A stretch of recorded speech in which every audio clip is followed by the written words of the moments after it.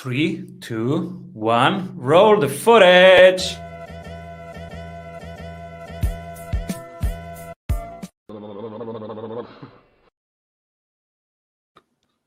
Welcome back to the Strategy Sprints podcast, everybody. I'm your host, Simon Severino.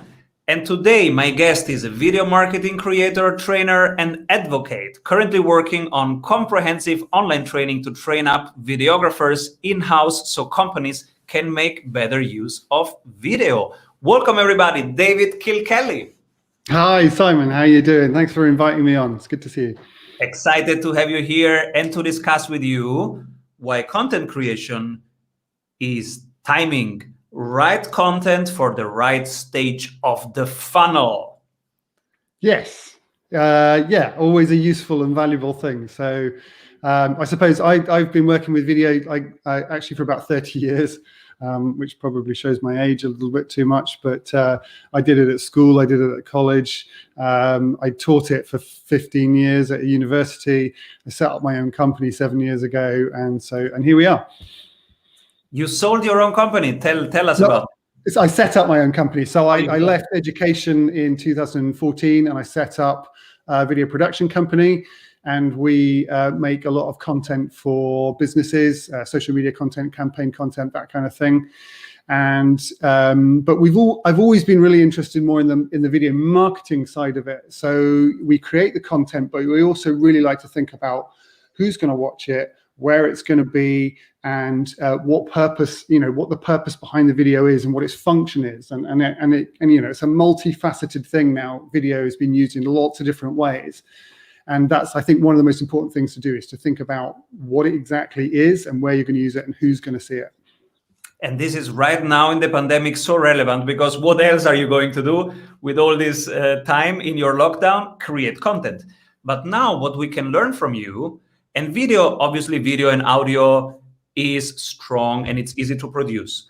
So there are no excuses. And but we will learn from you now in which stage of the funnel to create which kind of videos and of content. Can you walk us through that? Yeah. So I suppose, what you've got to think about these days is, if you go back 10 years or 20 years, there weren't really many platforms for you to place the video that you've made. So a lot of the time if you made a corporate video, it would just be circulated internally for people to watch. It was either that or TV, and there wasn't really anything else. And then of course social media came along, and they've all introduced video in different ways.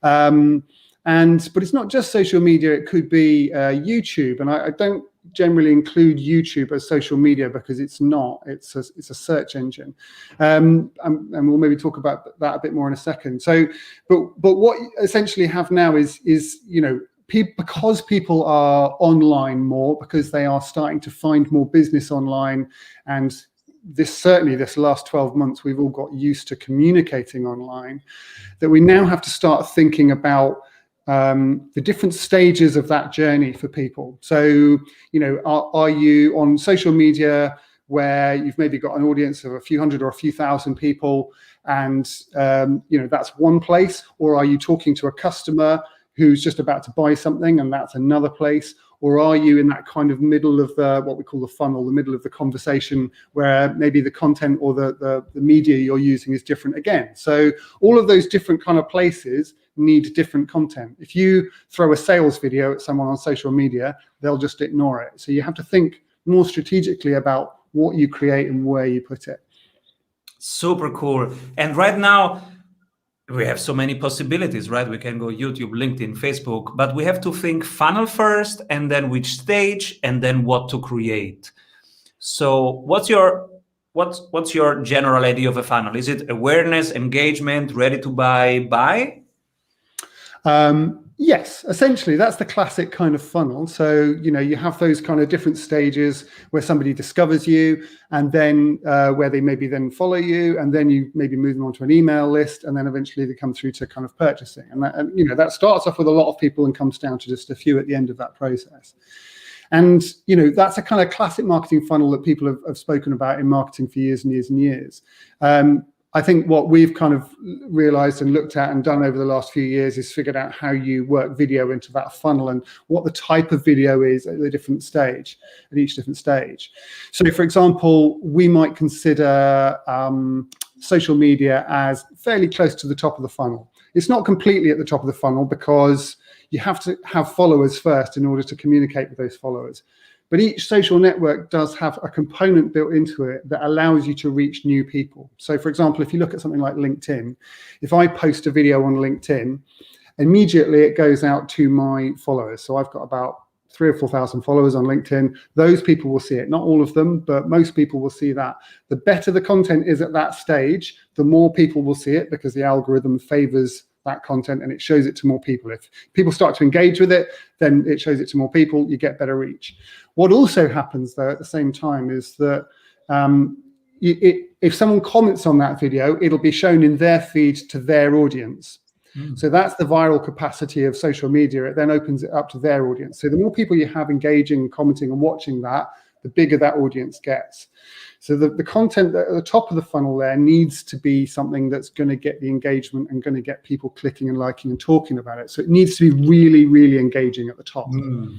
And then when you move further down the funnel, you don't necessarily want that kind of content anymore, because actually what you're starting to do now in the middle is say, look, we have services, we have ways we can help you, and you want to be providing there a little bit more value.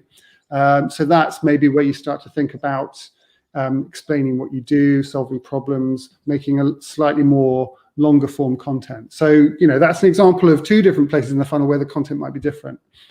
Yeah, and at the very end, you just lead to one action. Yes. I can give you a real world example if you want. So we've been reviewing our kind of social channels over the last couple of months, and this is the way we do it now. So LinkedIn is a social channel is really good for the reasons I've just explained.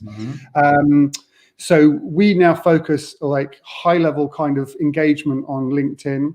And then what we're using YouTube for, YouTube is generally a slightly different format than most social channels. So social channels are really suited to small bite-sized pieces of content.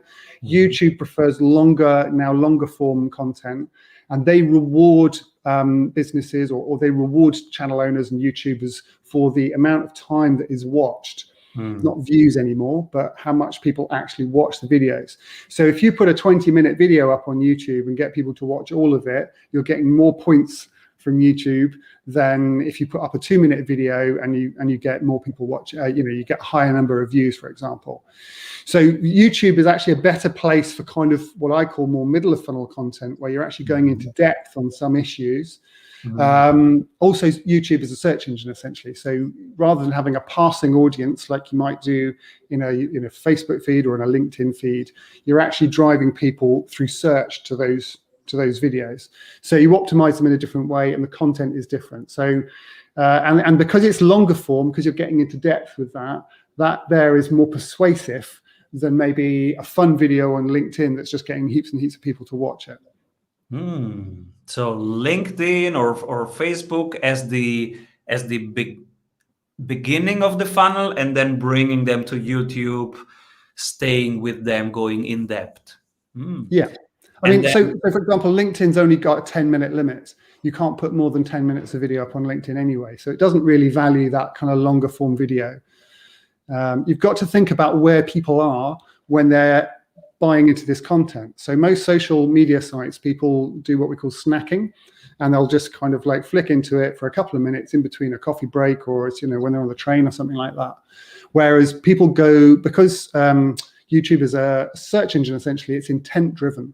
So when people go to search on YouTube, they are actually trying to find the answer to something. So it's much more like the strategy that you'd use for a blog post or an SEO-driven kind of activity than necessarily what you do on a social media channel. There's two different kind of ways that people approach that content. And when they're looking for it with intent, they're much more likely to spend 15 minutes of their time watching it than if they're on a social channel and they're just checking in quickly. Absolutely. I want to know so much more about your funnel strategies after one word from our sponsors. Hey, if you love what you are hearing, you will love our free masterclasses. Go grab them at strategysprints.com. So we heard just right now LinkedIn, YouTube combination. What else do you currently work on with your clients that we can learn from? You mean in terms of the kind of what I'm doing personally, or? So yeah, some examples of Yeah. Okay. So at the moment we're well, like I say, we've historically produced a lot of videos for businesses. More recently, we've been doing training, because one of the reasons people, one of the things that people or businesses struggle with is creating lots of content, and we've got to a place now where it's no good to just have one hero piece and spend all of your budget on that for the year, because people watch it and they're like, great, thanks very much, what's next? And you've spent your budget on one video. So we've been looking at ways of enabling businesses to create that ongoing conversational content that you need with video. So you're producing something every week, every month, and so we've now focused more on training to help people do that. So our latest thing is online training for businesses to basically train their videographer, either somebody in team who's already there, who wants to up their skills into video, or somebody maybe that they're recruiting as a new recruit that they just want to train up. So that's where our focus is at the moment. Oh yeah, this is so important. And I remember my first year, it was like, I don't know, 3 years ago, when I started doing my first videos, because I had to record them for clients, and then that was so many things to learn. You watch into a camera and not a real person. It's a different kind of who you picture when in your head when you talk to them, and then all these lights. The first time, now I'm used to all these lights, but the first time you have all these lights, it's like yeah, absolutely. And the tone, do you do your normal voice because you're at home, you are just talking, so normal voice, or stage voice, like if you are on a TED stage, all these things. And also, what do you wear, your surroundings, the branding elements. There is so many things to consider at the beginning. It's overwhelming.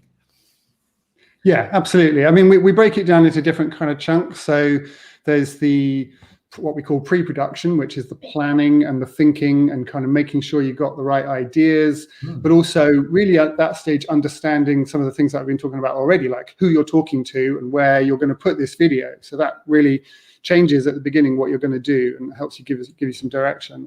Then you've got the production elements, which is, using the camera, some lights, some sound, making sure all of those things are good. But also, how do you actually present it? Or if you're doing an interview, for example, how do you ask the questions? How do you kind of form the story? All that kind of stuff. And then there's post-production as well, obviously, which is editing and putting titles on and making it look nice, but also the publishing of that content. So how do you upload it to the right social channels in the right way? How do you do subtitles so that people can watch it with the sound off if it's on social media? How do you prepare it for different channels in different formats, like whether it's square and sort of vertical, all that kind of stuff. So there's different chunks and different stages, and we've kind of carved all of those up into different steps. So many guests have told us that when you create a piece of content, then you shouldn't transcribe it afterward and make it a long form article with the transcription, because it will push you so much in terms of SEO. And last week, an SEO pro was here and he said, forget it. It's not about anymore. It's not about the volume anymore. It's about if people actually read the article. So what's your experience with that? I think it's really useful. I mean, I'm not an SEO expert, so I won't try and contradict anything that he said. But I think it's really useful, whatever you're doing, to repurpose your content and to turn it into lots of different formats, because people consume content in all sorts of different ways. So some people prefer to read and don't watch many videos. I actually don't watch that many videos because I find it, especially at the moment, I'm at home with the kids. There's always people talking. I don't have a quiet space to go and do it. So I'd actually prefer at the moment to read something. But one of the great things about video is it's a very rich format, and you can pull it apart and turn it into lots of different things. So you can take stills from it, you can take audio from it for a podcast, you can chop it into smaller pieces for social media, you can transcribe it for for blog posts and things. So, if you take time to research and create a piece of video, which sometimes can take a while, you definitely want to get the most out of all of that research and thinking and all of those different ideas that you've put into it. And video is great to do that with, and you can turn it into lots of different things, which means then you can spread it out across the internet. You've got a lot more chance of people engaging with it and it for driving results as well. You have now the chance to pick one person for the strategy award. When everybody's zigging, this person is zagging. Who is it? I really like what John Svirian is doing on LinkedIn. He's a copywriter. He's quite well known on LinkedIn. If you're on that platform, you might have come across him. He calls himself relentlessly helpful. And, the other day when I kind of mentioned him and said, I'd got a couple of ideas off his LinkedIn profile and I'd kind of emulated them, he actually did me a whole little video and sent it through and gave me a few tips and stuff. But he's just there, like always giving a lot. And he's good. Go and check him out, definitely. Oh, definitely. And what are the 3 books that shaped you most? It's tricky, isn't it? There's so many. And I'm going to try and avoid saying Rich Dad, Poor Dad, because that's the one that everyone always says. Although, of course, if you don't know anything about kind of business and capitalism and how people make money, then obviously that's a great gateway kind of introduction to it. But probably more recently, I really like Dan Norris's books. All of his books are good. I could probably just do a list of 3 just from his, but I'll pick Ask, which is it's really short. Actually, it's only about 100 pages or something, and it's basically just saying, if you're having to ask people, on social media, which is the best logo, then you're kind of going about it the wrong way. So you're like, entrepreneurs aren't people who sit around kind of like, being insecure and asking everyone questions. They're people who get on with stuff, test things, try things, break things, build things again. So it's a book about confidence, which is really good. The second one I really like is Building a Story Brand, Donald Miller's book about story. That's really good from a video point of view and from a content point of view, because he talks about how you don't want to be the leader in that relationship. You don't want to be the person standing up and kind of preaching. You want to be the guide. You want to be someone who leads your customer from A to B and offers them help and allows the customer to be the hero in the story. And I think that's a really useful and valuable point when it comes to positioning and how you position your content as well. And the third book is a book called Factfulness, which isn't a business book, but I read it this year because I think it's on Bill Gates's top 5 list or something. And it's really about how the world is kind of evolving from being very poor, large chunks of the world very poor 100 years ago, to much more affluent now, and how those kind of different levels of poverty are rising up, and some of the much more positive things that have happened. And I think certainly in this last 12 months, when we've had a lot of uncertainty, we've had a lot of stuff on the news and riots and people disagreeing and arguing and all that kind of stuff. It was just really, really nice to read a book that looked at the bigger picture, and its main issue is just like, things are okay. I think we're kind of doing okay. We're doing a lot better than a lot of people will have you think. So that's a great book. This is a book that I give to everybody of my friends if they are negative about the world, like look at the gap between the rich and the poor, etc., and all these things that, of course, bother us. But whenever a friend gets stuck in a negativity thing, I give them Factfulness, because it's full of facts of things that are getting better and better and better, education, etc. Yeah, it's a lovely book. Yeah. It's a lovely book, much needed right now for our mood. Yeah, beautiful. Something you recently changed your mind about? I've changed my mind about the pandemic quite a lot, but that's maybe there's probably a sort of more business focused thing that I could think about than that. So I think probably in terms of content and in terms of this kind of things that we offer and I do, I'm less convinced now about the approach that a lot of people have for kind of top tips in their content. So, there is, and I kind of touched on this a minute ago, there's a tendency within people's content, and I've done this as well in the past, to kind of stand up and preach a little bit and go, guys, here are my tips for today. You should do this and you should do that. And I think, there was a while ago where that worked. I kind of feel like now that we've had quite a lot of content saturation and a lot of people doing that you need to step up a bit more from that now. So I think, again, it goes back to being the guide, that if you can demonstrate, something that you've learned and say, look, come here, have a look at this. This is what I learned this week from doing this, or this is what I've discovered, or here are some of the things that my clients are struggling with that we've managed to solve. If you can kind of turn it and position it a little bit, then you step away from that kind of like top tip sort of thing and into something that feels a little bit more organic and a bit more kind of, relatable. And so I've tried to kind of move my content away from that now, because I don't think it works as well as it used to. I think people are kind of a bit tired of it, maybe. Absolutely. And what are some examples that work, that you have seen working, where somebody organically shares what's working for them? Well, there was to be honest, you don't even have to. It depends on the way you are in the funnel to a certain extent, kind of as we were talking about before. But the thing is that, if you're at the top of your game, right? If you've got like 50,000 followers, you can stand up and say, this is the right way to do things because you've kind of got all that authority and you've built that authority up and you've got the proof, you've got the followers or the revenue, whatever it is, to kind of prove that. If you're not on that, if you're lower down on that path, if you're starting out, then you don't really have the authority to tell people what to do or to tell people what works.